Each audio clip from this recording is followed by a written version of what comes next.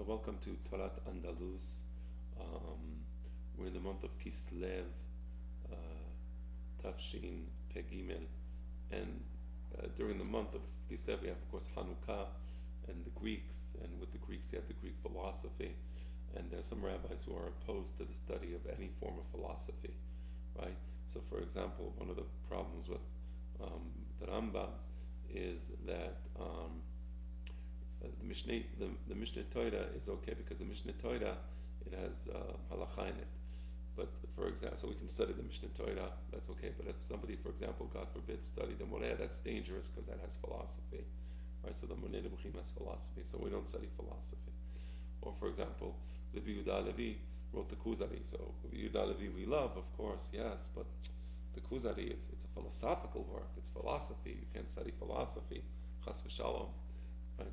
So I just want to address that point. I think it's so important to understand the following.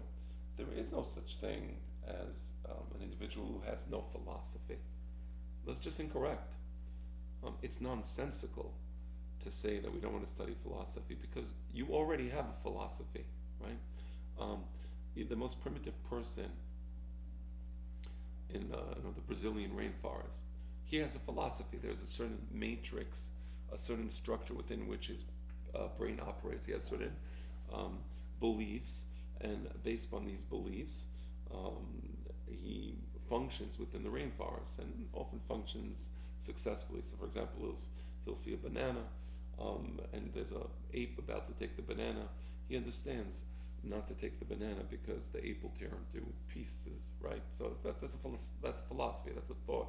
He understands something about the jungle and the way the jungle works, right? The jungle is not, a nice, elegant a French restaurant or a British restaurant where people have derecheres and this.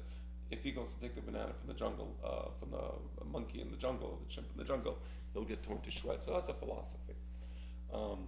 These people who are against the study of Jewish philosophy, they themselves have a philosophy, right? And oftentimes the philosophy of the people who were opposed to Harambam is a distinctly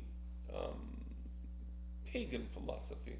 It's a philosophy which is immersed in ideas that come from pagan culture, but because they're your philosophy, because you believe in those things, well, you don't see it as a philosophy, of course, because how could you, right? So, for example, living in the United States of America, so the philosophy conditions the way people think. And you see that as a philosophy changes, the way people think changes. So there used to be the idea of freedom. So freedom was a very big thing in America. So freedom of speech, freedom of expression, right? So that was one of the most fundamentals in the United States. If anybody would go against the idea of freedom, personal liberty, you would be against American philosophy, right? But that's not philosophy because I believe in it, right? So that's just, right? So, but then as a country changes, people change their philosophical ideas, right? So today, for example, freedom isn't such an important notion anymore in the United States. Instead, they have ideas of we don't want to offend anybody, we don't want to trigger somebody, right? So we have to be careful. We're really not free to say things that would trigger those who have ideas that are different than ours. And usually the ideas that or the people we don't want to trigger are inevitably on one side of the political spectrum. You are allowed to trigger people on the other side of the political spectrum. So this idea now of safe spaces, that's a philosophy in America. So going to those who oppose the study of Rambam now, they didn't realize that they themselves were immersed in philosophy. So they were immersed in a sort of Christian, pagan philosophy. Oftentimes you see a certain commonality between ideas that they express and ideas that you would find in Christianity, right? And one of the reasons that Harambam wrote the Moreh is because Harambam was aware of the influence of Christian ideas, but not just Christian ideas, Muslim ideas, but not just Muslim ideas. Of course, it was the scholastics. Of course, there was the Muslim Mutakalimun. Many of the ideas of the Mutakalimun, they infiltrated Jewish thinking. If you were in Christian Spain, many of the ideas of the Christians infiltrated Jewish thinking, right? So Harambam wrote the Moreh Nebuchim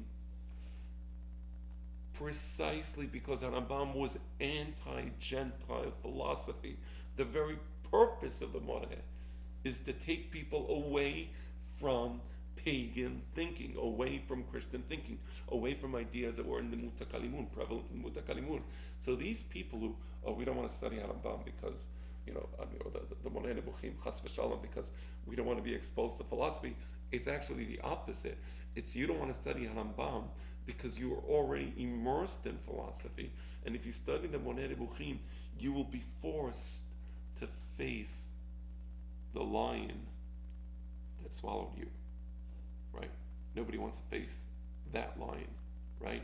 So Harambam wrote the Moreh with the idea of eradicating false philosophical notions from the Jewish people. And those who opposed the study of the Moreh, those who opposed the study of the Kuzari, they're actually enforcing the very pagan philosophical notions that Harambam sought to eradicate. Now think about